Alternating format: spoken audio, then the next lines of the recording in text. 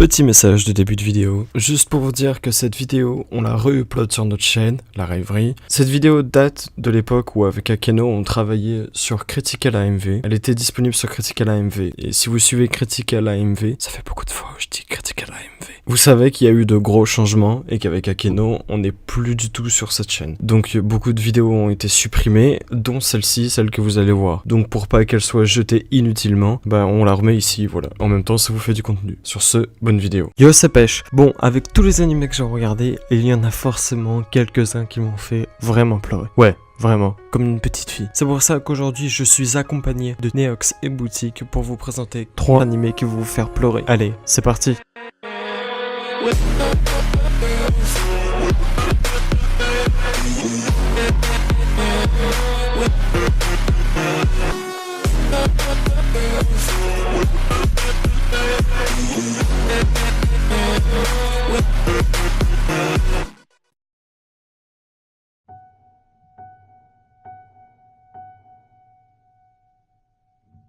Violet Evergarden est un animé basé sur les poupées de souvenirs automatiques pendant l'après-guerre qui opposait Leidenschaft-Reich à l'Empire Gardaric. On nous introduit dans l'histoire d'une jeune fille qui se nomme Violet Evergarden, formée à décimer les lignes ennemies. Suite à une bataille, elle fut hospitalisée due à de violentes blessures. Elle se réveilla après avoir tout perdu, ses 2 bras et son supérieur, et se rattache au dernier mot de son major, son supérieur hiérarchique, et celui qui développa des sentiments pour elle, mais sans qu'elle comprenne leur signification. Se remettant de ses blessures, Violet est adoptée par la famille Evergarden, mais ne se sentant pas à l'aise, elle décide de commencer une nouvelle vie à CH Postal, une entreprise postale. Par pur hasard, elle assiste au travail d'une poupée de souvenirs automatique, une personne qui retranscrit les pensées et les sentiments d'autrui dans des lettres. Violet s'intéresse à ce métier et commence à travailler en tant que poupée de souvenirs automatiques, ce qui va lui permettre de peut-être comprendre les derniers mots du Major, c'est-à-dire savoir ce que signifie « je t'aime ». Cet anime est mené sous forme de quête, c'est-à-dire que Violet est envoyée dans différentes régions pour aller écrire des lettres. Généralement, une quête se fait en 1 voire 2 épisodes grand max, tout en étant basé sur les émotions et en suivant le fil rouge de l'histoire. Pour vous dire, quand on m'a demandé de choisir un anime triste, j'ai tout de suite pensé à Violet Evergarden, car c'est peut-être un grand mot ce que je vais vous dire, mais pour moi cet anime retranscrit à la semi-perfection les émotions dues au seiyuu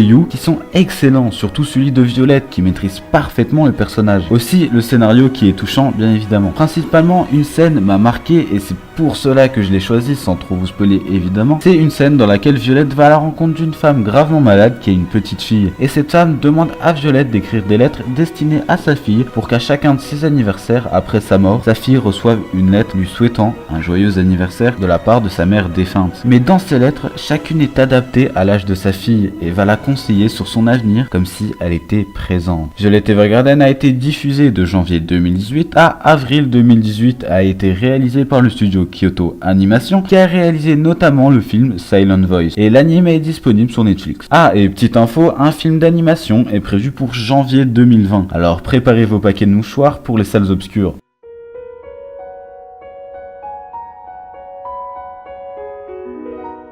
Your Lie in April ou Shiwatsu wa Kimi no Uso est un animé de musique. C'est l'histoire d'un adolescent qui s'appelle Harima Kosei qui est un véritable prodige du piano. Dès sa plus tendre enfance, il fut contraint par sa mère d'apprendre à jouer du piano de manière intensive afin de devenir un musicien célèbre. Sa mère, Saki Harima, demandait à son fils de jouer du piano à la perfection. Kosei se faisait battre à la moindre erreur. Au départ, elle n'avait pas l'intention de rendre son fils pianiste, mais le talent de Kosei et sa propre maladie lui firent décider de donner à son fils une éducation musicale stricte afin qu'il trouve son style et qu'il gagne sa vie en tant que musicien. Il dominait tous ses rivaux en compétition et s'était déjà fait un nom dans le domaine musical. Sa mère mourra avant la qualification de Kosei dans un concours européen. Sa mort le toucha profondément. Il sombra dans une forte dépression qui l'amena à s'éloigner fortement de la musique, à tel point qu'il n'entend plus les sons de son piano. 2 ans plus tard, continuant de considérer sa vie comme insipide, Kosei se contente de vivre sa vie sans réel but et semble avoir définitivement tiré un trait sur son passé jusqu'au jour où il rencontre Miyazono Kaori, une jeune violoniste du même âge que lui, extravertie et en son propre univers. Celle-ci, de par son caractère dynamique, va indirectement aider Kosei à surmonter son traumatisme. Mais étant atteinte d'une maladie grave, Kaori aura un destin funeste. Notre cher Kosei aidera aussi Kaori à surmonter sa maladie. Bon, vous avez vu le titre, je pense que je n'ai pas besoin de vous expliquer la fin. L'histoire peut paraître un peu gnangnan, mais non, je vous conseille vraiment cet animé. Il est très prenant. Un peu trop de traits, non? Chut.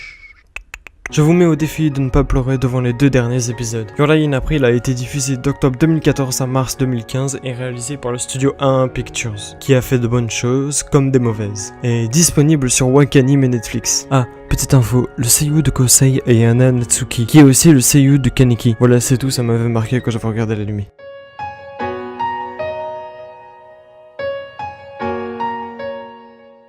C'est l'histoire de Tomoya Okasaki, un lycéen en 3ème année qui est considéré comme un délinquant. Plutôt lassé de sa vie, ses journées s'avéraient trop monotones, rien ne l'intéresse. Il espère donc voir sa vie changer un jour, et fait ainsi la rencontre de Nagisa Furukawa, étudiante dans le même lycée que lui, et qui semble plus mystérieuse qu'elle ne paraît. Il commence à faire des rêves très étranges, sûrement liés à cette rencontre. Dans chacun de ses rêves, il ne cesse de rencontrer une à une des filles ayant chacun des personnalités particulières. C'est ainsi que la vie de Tomoya sera bouleversée comme il ne l'aurait jamais imaginé. L'anime est en 2 parties. Il y a d'abord Clannad qui fut diffusé de octobre 2007 à mars 2008, réalisé par le studio Kyoto Animation sous la direction de Tatsuya Ishihara, composé de 23 épisodes. Et la deuxième partie qui est au nom de Clannad After Story, qui est la suite de Clannad, toujours réalisé par le même studio et toujours sous la même direction. Il a été diffusé de octobre 2008 à mars 2009 et composé de 24 épisodes cette fois. Clannad est pour moi l'anime le plus triste. On a un truc triste qui arrive presque tous les 3 épisodes, mais rien n'est vraiment horrible, jusqu'à la fin qui est très marquante. Je ne vais pas vous dire la fin, pour ne pas vous spoil et ne pas vous gâcher votre plaisir, mais vous allez vous attacher à des personnages qui vont mourir à la fin. Voilà, donc préparez vos mouchoirs. Voilà, c'est tout pour cette vidéo, j'espère qu'elle vous aura plu. N'hésitez pas à nous dire en commentaire quel animé vous a fait pleurer dans les 4 qu'on vous a cités, ou alors quel animé tout court vous a fait le plus pleurer, ou que vous trouvez le plus triste. En tout cas, on vous a présenté notre animé qui nous a fait le plus pleurer, à part One Piece avec la mort de Ace. N'hésitez pas à laisser un petit pouce bleu, à vous abonner si ce n'est pas déjà fait. Suivez-nous aussi sur les réseaux sociaux, on est très actifs. Sur ce, c'était Pêche, ciao.